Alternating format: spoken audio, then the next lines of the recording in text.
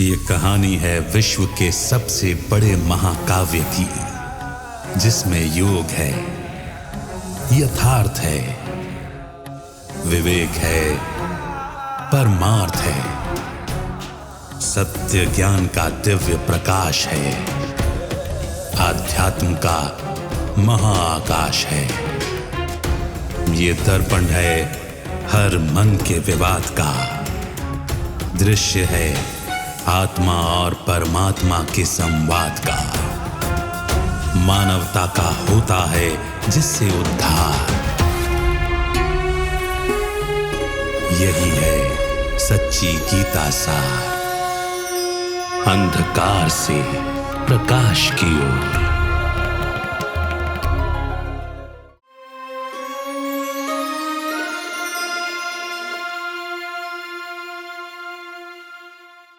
नमस्कार। अंधकार से प्रकाश की ओर सच्ची गीता सार इस कार्यक्रम में आप सभी का स्वागत है। मनुष्य अपने बारे में कितना जानता है? क्या हम अपने पहले के जन्मों को जानते हैं? प्रश्न उठता है कि गीता इसके बारे में क्या कहती है। बहुत बार कहानियों में, कथाओं में हम ये चीजें सुन लेते हैं कि मनुष्य की 84 लाख योनियां हैं। क्या ये वास्तविकता है? गीता इस पर क्या कहती है? आइए इस विषय पर आज चर्चा करते हैं। आज हमारे साथ स्टूडियो में ब्रह्मा कुमार ब्रजमोहन भाई हैं। भाई साहब, आपका स्वागत है। ओम शांति। गीता में अनेकों बातों पर बहुत ज्यादा स्पष्टीकरण है। कुछ चीजें हम अगर विवेक के साथ और सही चिंतन के साथ, एक सही दृष्टिकोण के साथ देखें तो समझ में आती हैं। ऐसे में एक बात जो आती है वो ये है कि 84 लाख योनि की जब बात की जाती है, एक तो ये इनकॉम्प्रहेंसिबल लगता है कि भाई ऐसे कैसे हो सकता है, 84 लाख योनियों की बात की जाती है। और फिर कभी कभार जो हमारे लॉजिक या हमारे तर्क के हिसाब से सही नहीं बैठता, हम बस अच्छा होता होगा ये कह के हम चुप हो जाते हैं। इसके बारे में गीता क्या कहती है? देखिए, कम से कम गीता ज्ञान से ये खुशखबरी तो सबको मिलेगी कि मनुष्य आत्मा सदा मनुष्य बनता और को कभी भी पशु योनियों में जाता ही नहीं आत्मा। ये खुशी की बात है, क्योंकि हमको आज तक जो सुनाया गया वो यही था कि मनुष्य जन्म बड़ा दुर्लभ है। इसलिए दुर्लभ है कि ये योनि ही पशु योनियों बहुत सारी 84 लाख के चक्कर में आने के बाद मिलती है। तो व्यक्ति डरता था, हैं मैं कहीं मच्छर ना बन जाऊं, छिपकली ना बन जाऊं, नेचुरली डरता था। तो भगवान ने बताया कि नहीं, मनुष्य कभी भी पशु नहीं बनता। तो ये तो खुशी की बात है। बिल्कुल। अब आते हैं कि पशु योनियों और मनुष्य योनि क्या कुछ ऐसा संभव हो सकता है? तो आप देखेंगे कि इस सृष्टि चक्र में कर्म के आधार पर पुनर्जन्म होता है ना।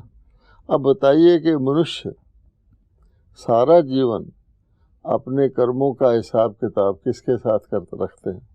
उसके माता मनुष्य, उसके पिता मनुष्य, उसके बच्चे मनुष्य, उसके ग्रैंड चिल्ड्रन, चारों तरफ उसके दोस्त भी मनुष्य, उसके दुश्मन भी मनुष्य। तो जब हमारा हिसाब किताब मनुष्यों के साथ बनता है तो उसको भोगेंगे किसके साथ? मनुष्यों के साथ। मनुष्यों के साथ। पहली बात तो ये है। दूसरी बात कि मनुष्य योनि में, मनुष्य में कई विशेषताएं हैं जो पशु योनियों में नहीं है। खास तौर पे जो सूक्ष्म सुख दुख है वो मनुष्य में ज़्यादा क्षमता है फील करने की, अनुभव करने की। मनुष्य की थोड़ी सी तारीफ कर दीजिए, मनुष्य भूला नहीं समाता, सारा खुशी से नाचने लग जाता है। थोड़ी सी उसकी निंदा कर दीजिए तो ऐसे लगेगा कि किसी ने कान में गरम गरम तेल डाल दिया। वो बेचारा बहुत, उसका चेहरा ही मुरझा जाएगा। किसी पशु के साथ ऐसे है। अपना तरह का सुख, अपनी तरह का दुख, अपनी तरह के कर्म मनुष्य योनि में भोगता है। तो फिर ये कैसे हो सकता है कि मनुष्य जो है पशु योनियों में जाता हो? आज की स्थिति में आप देखेंगे कि कई पशु जो हैं मनुष्यों से ज़्यादा सुखी नज़र आते हैं। कुत्ते कारों में घूमते हैं और किसी रेलवे स्टेशन पर देखें बचा हुआ भोजन कोई फेंक देता है तो वो मनुष्य वहाँ उठा के खा रहा होता है। मनुष्य रिक्शा उठाता है, कलकत्ता वगैरह में रिक्शा चलाता है और उसको भी वो खुशी मानता है कि मुझे 4 पैसे मिल जाते हैं। ऐसा कौन सा दुख है जो मनुष्य को भोगने के लिए पशु योनियों में जाना पड़े? तो ये बात तो बैठती नहीं। बिल्कुल। गीता में ये भी बात भगवान कहते हैं कि मैं तुम्हारे अनेक जन्मों को जानता हूँ, तुम अपने जन्मों को नहीं जानते। जब ये बात सुनते हैं, क्या इसका तात्पर्य ये होता है कि कहीं पर भी स्पष्टता से भगवान नहीं कहते कि मैं तुम्हारे दूसरे योनियों के जन्म को भी जानता हूँ, ऐसा नहीं कहते? हाँ, बल्कि सारी गीता में इस बात की पुष्टि होती है कि मनुष्य पशु नहीं बनता। आप देखिए, अगर हम पतित पावन को लें कि भगवान ने पतितों को पावन बनाया, तो पतित की कॉन्शियसनेस, पतित का फीलिंग, अनुभूति पावन की किसको होती है? मनुष्यों को होती है। अगर भगवान कहता है तुम देवता थे, देव आत्मा थे, फिर तुम महान आत्मा बन गए, फिर तुम दुष्ट आत्मा बन गए, पतित आत्मा बन गए, या जैसे कहा जाता है आसुरी संपदा बन गए, कुछ भी बन गए, किस योनि में बने? मनुष्य योनि में बने। काम विकार को ले लें, काम विकार के लिए पशुओं को कहा जाता है there is a reason and season, मनुष्यों का नो रीजन एंड सीजन। तो अब बताइए, मनुष्य योनि में ही कामी कहलाते हैं ना। अब काम, क्रोध, लोभ, मोह, अहंकार वास्ट स्केल पर ये सारी दुनिया में शोषण कर रहे हैं, मल्टीनेशनल, है ना। ये सारा कुछ पॉलिटिक्स, मेरा, ये सब कौन करता है? मनुष्य। तो आप देखेंगे जितने वर्ण बताए गए हैं, अच्छा, जितने गुण बताए गए हैं, सारे के सारे मनुष्य योनि में हैं। इसलिए भगवान कहता है कहीं तो बता दो कि मनुष्य यानी नीचे से नीचे मनुष्य योनि में जाता है, ऊपर से ऊपर मनुष्य योनि में आता है। ये बात जब आप कहते हैं तो शास्त्रों में कहीं ना कहीं तो इसके प्रमाण मिलते होंगे। जैसे आपने उदाहरण दिया दैवी संपदा, आसुरी संपदा, ऐसे कुछ और भी एग्जाम्पल्स होंगे? आप देखिए कि पशु योनियां क्या आदि काल में नहीं थी? पहले भी थी। अच्छा, अगर मनुष्य पशु बनता उल्टे कर्म करने के कारण, तो आप सोचिए तो शुरू में पशु कहाँ से आ गए? शेर और गाय एक घाट जल सज्जू में ही पीते थे। और अच्छे पशु योनियां भी हैं, सारी पशु योनियां तो घृणित नहीं है। तो इस कारण से भी आप देखेंगे किसी भी प्रकार से ये बात नहीं बैठती।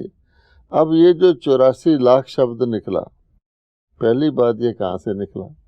परमात्मा ने बताया कि मनुष्य आत्मा इस सृष्टि चक्कर में 84 जन्म ज़्यादा से ज़्यादा लेती है, इसलिए इसको 84 का चक्कर कहा जाता है। अच्छी तरह से बताया कि चारों युगों में अगर आत्मा पूरा साइकिल में आए, शुरू में आ जाए, तो 84 जन्म लेती है। और ये 84 के चक्कर में आप लाखों बार आए हैं, ऐसे कहा जाता है। एक बार नहीं आए, लाखों बार आए। अब 84 के चक्कर में लाखों बार आए हैं, इसका मतलब ये नहीं कि 84 लाख योनियां हो गई। इससे उन्होंने ये शब्द पकड़ लिया 84 लाख, 83 लाख क्यों नहीं? अच्छा, अब क्या किसी ने आज तक ऐसी लिस्ट बनाई है? अगर कोई व्यक्ति कोई बात कहता है तो उसको प्रूव करता है कि देखो भाई क्या किसी भी शास्त्रवादी ने 84 लाख योनियों की लिस्ट बनाई है और उनकी कोई प्रॉपर्टीज बताई हैं कि इस योनि में ऐसे होगा, इसमें ऐसे होगा? बात ही नहीं बैठती, है ना। इसलिए भगवान कहता है कि जिन्होंने ये कहा था कि एवोल्यूशन जिसको कहते हैं कि पहले सागर में अमीबा था, फिर ये हुआ, फिर तैरने वाले बने, फिर शोर पर आने वाले बने, फिर ऐसे हो गया वगैरह, वो भी फेल हो चुकी है। इस प्रकार से देखा जाए तो उस 84 लाख 84 के शब्द को पकड़कर उन्होंने 84 लाख कह दिया। जैसे ये भी बात जो हम शास्त्रों में सुनते आते हैं, गीता में भी ब्रह्मा के दिन और ब्रह्मा के रात की बात की जाती है।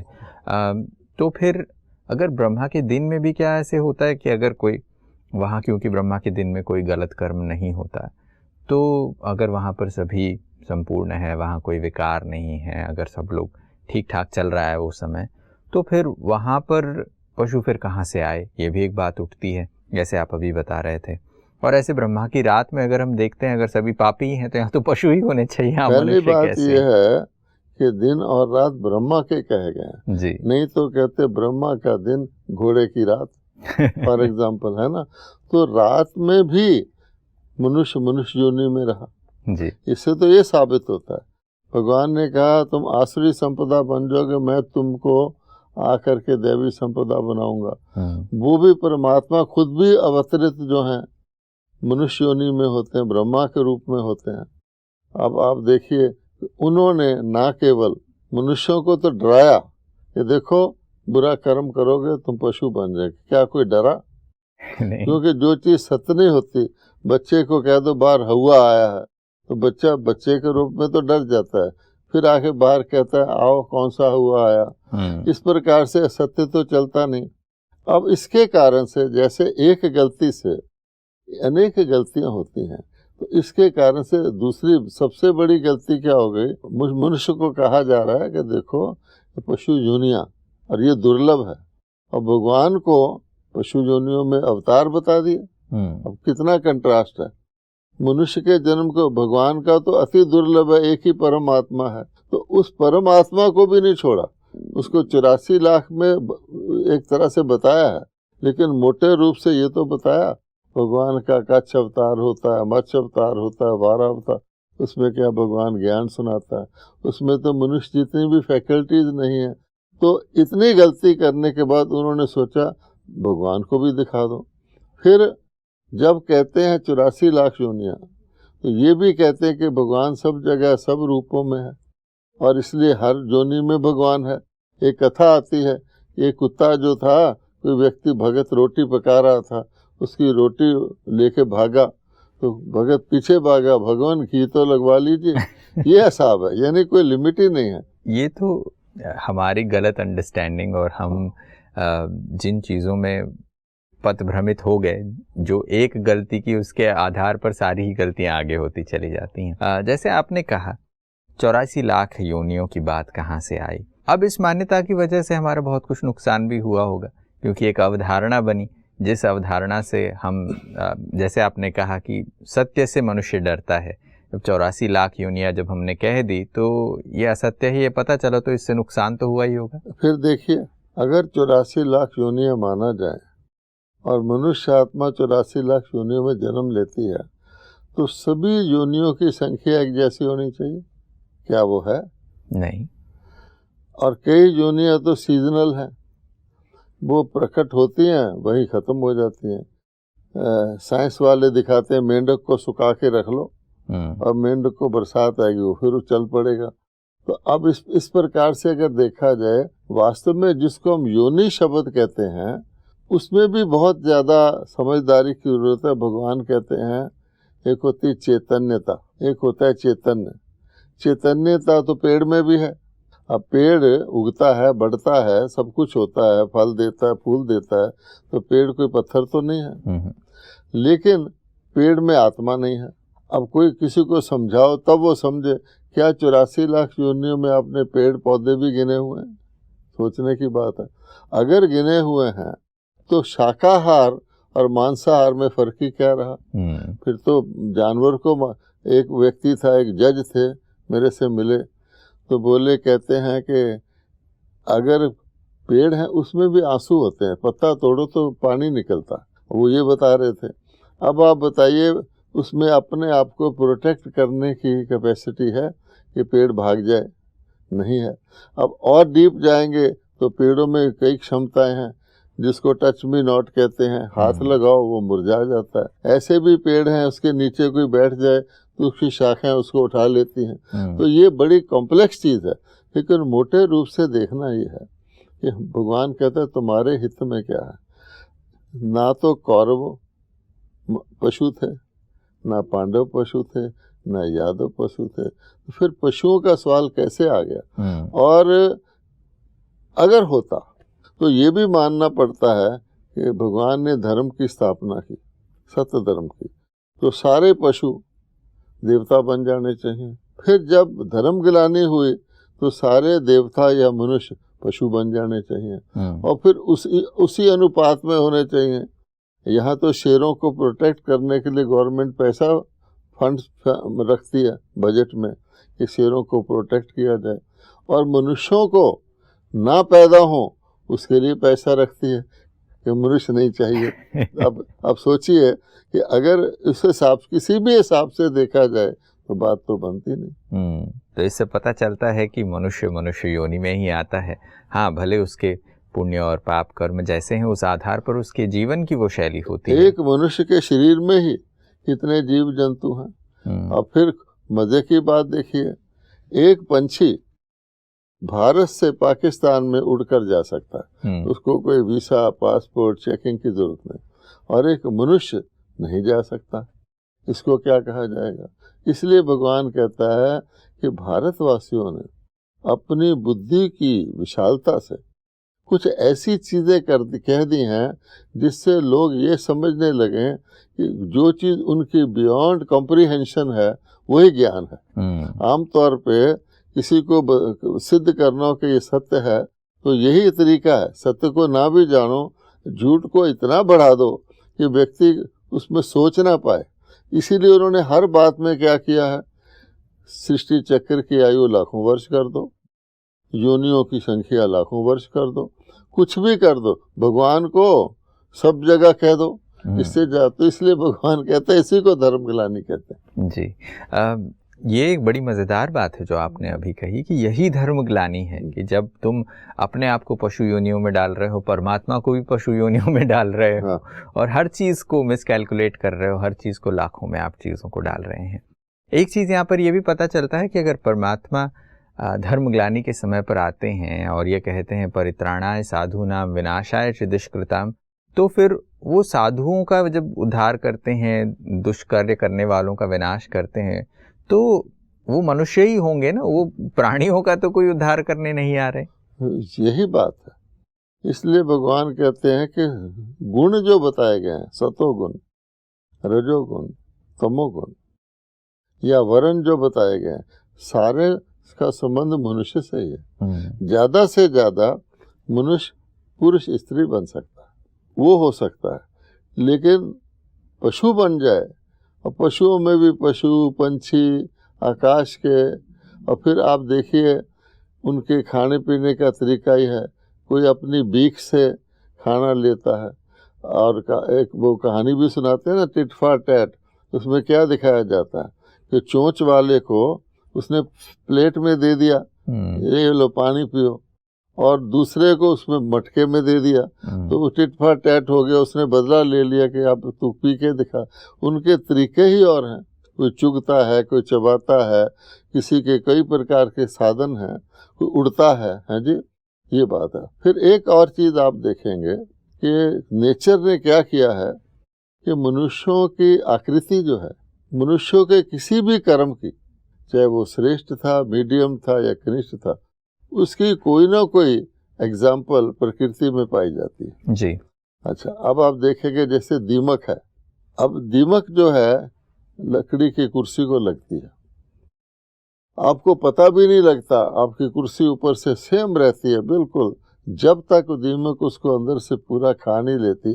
आप ऐसे करेंगे कुर्सी ढह जाएगी। ये उन व्यक्तियों की निशानी है जो बाहर से कुछ होते हैं, बाहर से ऐसा उन्होंने रूप रेखा बना रखी होती है किसी को पता ही नहीं लगे, लेकिन आखिर जब सब कुछ उनका खत्म हो जाता है तो ऐसे खत्म हो जाते। दुनिया में भी देखेंगे बहुत से लोग कंपनियां फ्लोट कर देते हैं, बड़े लखपति, फिर जब पता लगता है तो गुब्बारे की तरफ हो।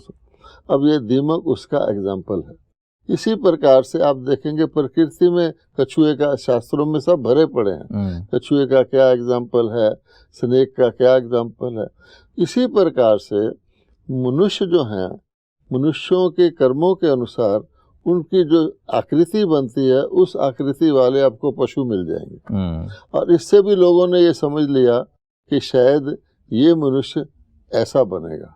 आपको बिल्ली जैसे भी दिख जाएंगे, शेर जैसे भी दिख जाएंगे, राउंड शेप भी दिख जाएंगे। तो ये रेप्लिकेशन है प्रकृति का, आपको बताने के लिए कि सतयुग में इस तरह के चेहरे होते नहीं।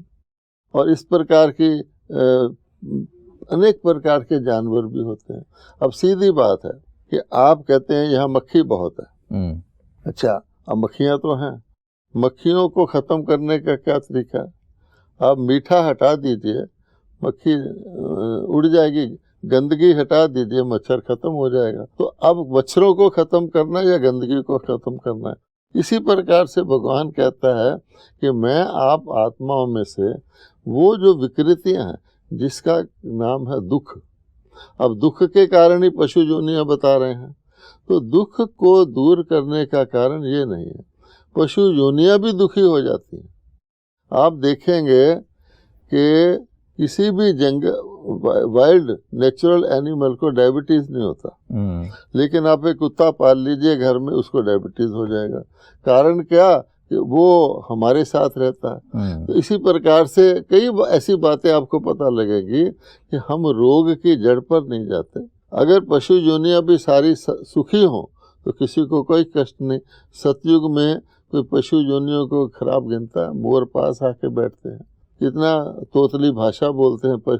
पशु तो मनुष्य को प्रसन्न करने के लिए है, वैरायटी है, तो उसको हम पशु योनि मान लीजिए। ऐसे पशु पंच, तितली है, मोर है, ऐसे कई पंछी हैं, खूबसूरत चिड़ियाँ हैं, तो कितनी सुंदर लगती हैं, दिल को खुश करती हैं। तो क्या ऐसी पशु योनियाँ?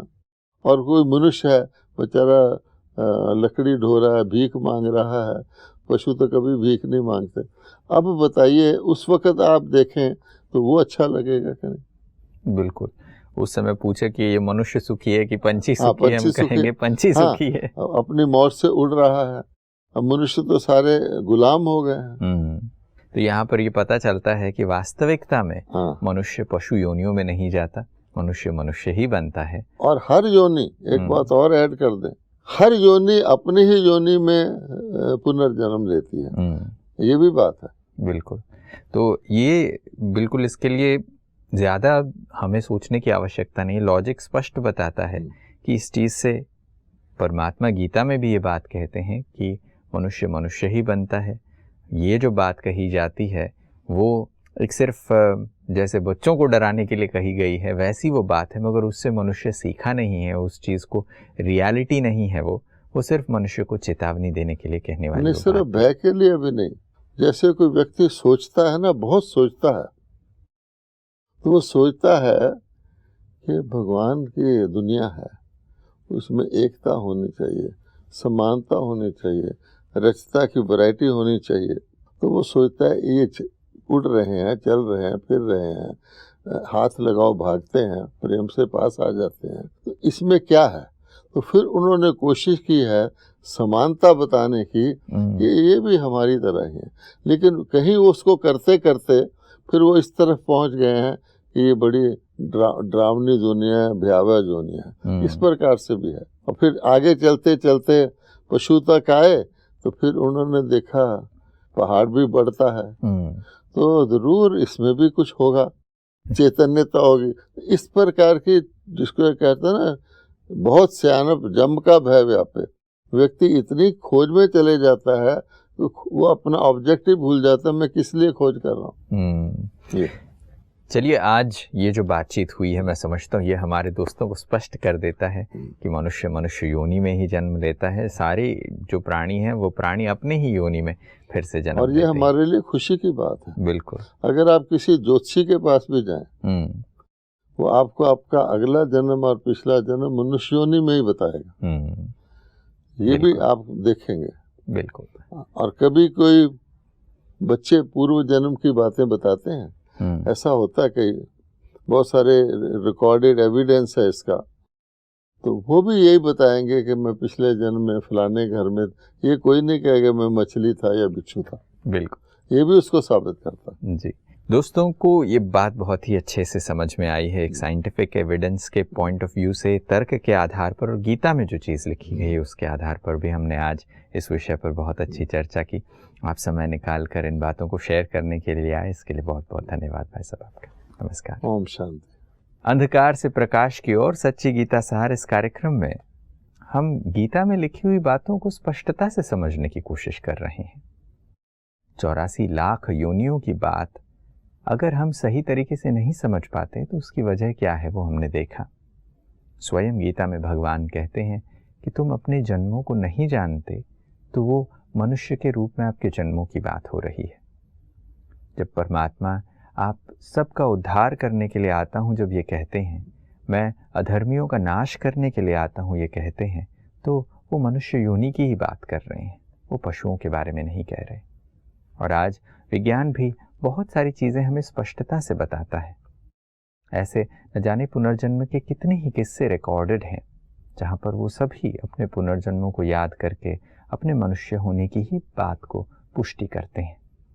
आशा करते हैं आपके लिए भी खुशखबरी खुशी लाई होगी कि मनुष्य हर योनि में, हर जन्म में मनुष्य ही बनता है, वो अलग अलग पशुओं की योनि में नहीं जाता। आज की कड़ी में बस इतना ही। अगली कड़ी में फिर मुलाकात होगी। तब तक के लिए नमस्कार।